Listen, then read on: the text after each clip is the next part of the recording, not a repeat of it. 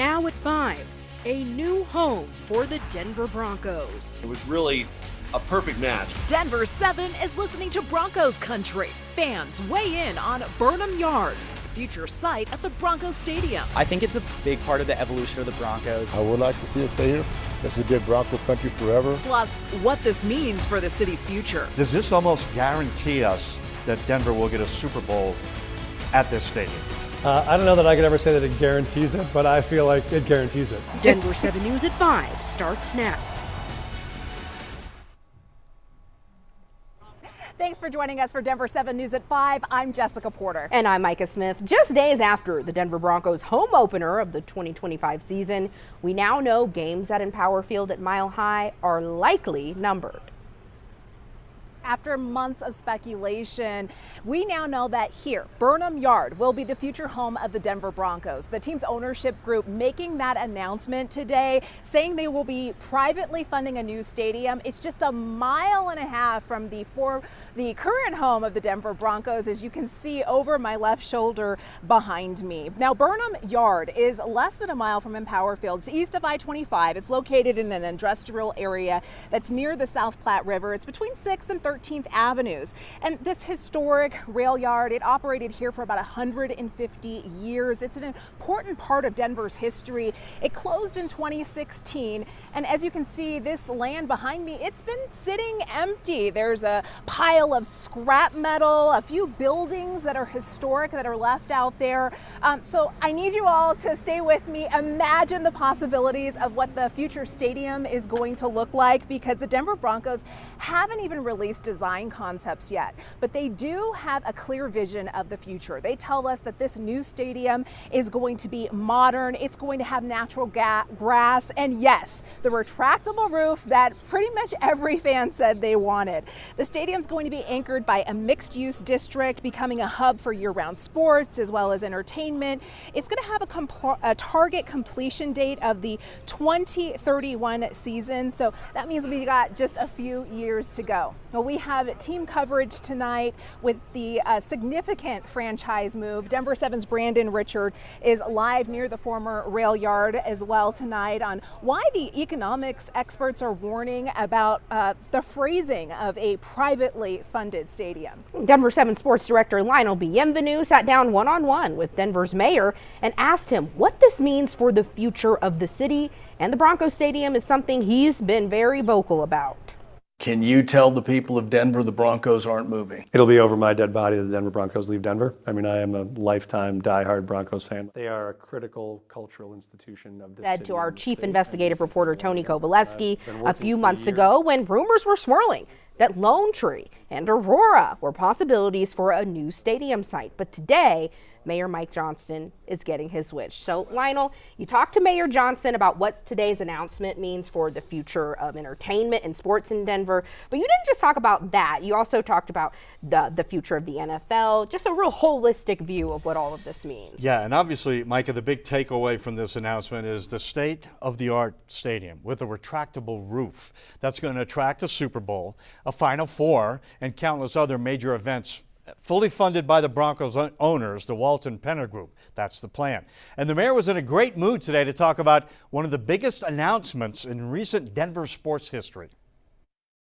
It was Victory Monday for the Broncos in Broncos country, and now we had Victory Tuesday for the whole state of Colorado in this city as well. It is Victory Tuesday. I mean, it's a once-in-a-century day for Denver, I feel like, and I agree with you. This does make Denver definitively the best sports city in America. But I think for us, the great part is it is a win-win-win for the city. Yes, you get a 50-year extension of the Denver Broncos. Yes, you get a retractable roof stadium where you can host the first Super Bowl.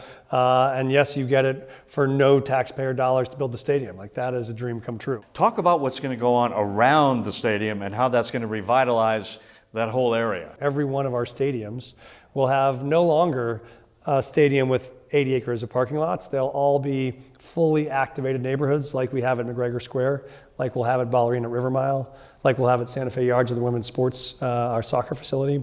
Burnham has that same ambition to be a fully activated neighborhood and entertainment venue. With the roof that's going to go on the stadium that you can retract, open up, whatever, does this almost guarantee us that Denver will get a Super Bowl at this stadium? I don't know that I could ever say that it guarantees it, but I feel like it guarantees it. I mean, I feel like particularly the kind of stadium that I think this ownership group is going to build, everyone in the country is going to want to come see it. The NFL is going to want to host it here.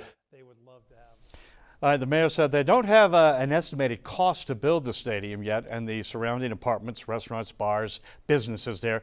But he told me the entire stadium district could bring in more than $1 billion a year in revenue for the state. We're talking concerts. Beyonce doesn't play in open stadiums, but she plays in covered stadiums. So you know you have me at Beyonce. But those are the kind of things we'll be able to attract with a roof that can close at the new stadium. So could bring in $1 billion, could cost millions of dollars. But as they said, hopefully none of us will have to worry about that. All right. We'll see. We won't have to be footing that bill. Now, a lot of excitement from the mayor, Lionel. A lot of excitement from fans. Jessica, you caught up with some Broncos fans today. How are they taking this news? Well, Mike, I was in the community today, and just like any football game, fans' reactions were up and down, highs and lows about this possibility of this new stadium here. Right after the Walton Penner Group purchased the team in 2022, they started surveying fans about the possibility of a new stadium. And the survey revealed that fans want a new stadium with a retractable roof, but they said they wanted to stay near downtown. I spoke to fans today like Austin, who really believe this is part of the evolution of the Denver Broncos. On the other hand, some fans like Paul can't get over the nostalgia of the Jefferson Park location, and they don't like relocating the stadium.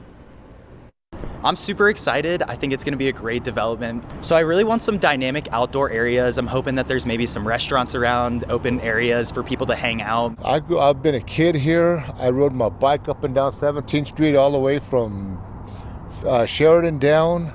I've been a part of Broncos, watched plenty of the games right over the fence when I was a kid and nobody brought us. And me and my wife come to see a game a year. And this is Bronco country. Up and down Federal, up and down the highway. This is Bronco country. Keep it here. A lot of incredible memories at the current stadium site in that neighborhood. While many people are celebrating this news and what it could mean for this city, there's a lot of folks that are wondering what this could mean for taxpayers. Denver 7's Brandon Richard is live near the site after getting answers from some in the economics community about what the process takes to pay for a sports facility like this. Brandon. Yeah, Jessica, the team ownership group, the governor and the mayor say this new stadium will be privately funded, and they make it sound like this won't cost taxpayers any money. But I spoke with an expert, and he's a bit skeptical of those claims.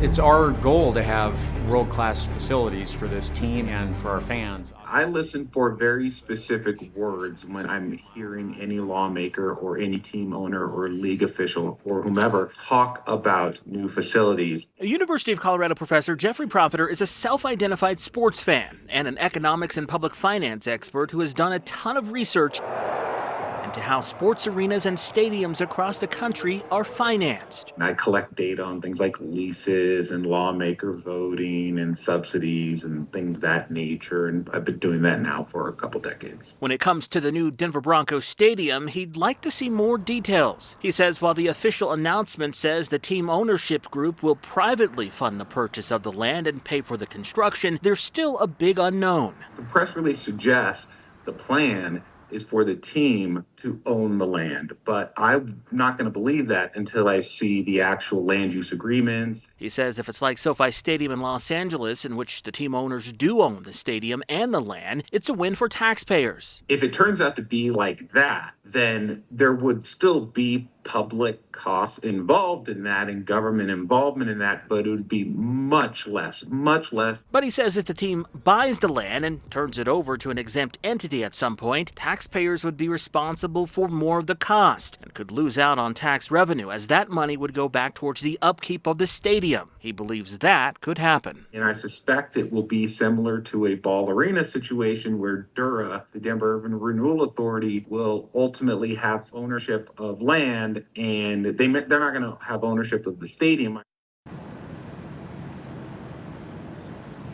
And here's the thing, Denver taxpayers could pay around $140 million in road improvement projects near here. on 6th and 8th Avenues. That's if they approve the Vibrant Denver bond package this fall. Now, the city says that these road improvement projects, they needed to be made anyway, but one city official acknowledged the timing and said you, of course, cannot ignore the Broncos. In Denver, Brandon Richard, Denver 7.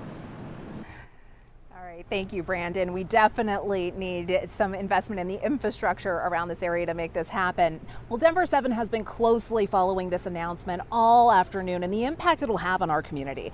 Scan the QR code on your screen for extended digital coverage. We've also talked with residents upset with the demolition of some of the historic buildings at Burnham Yard.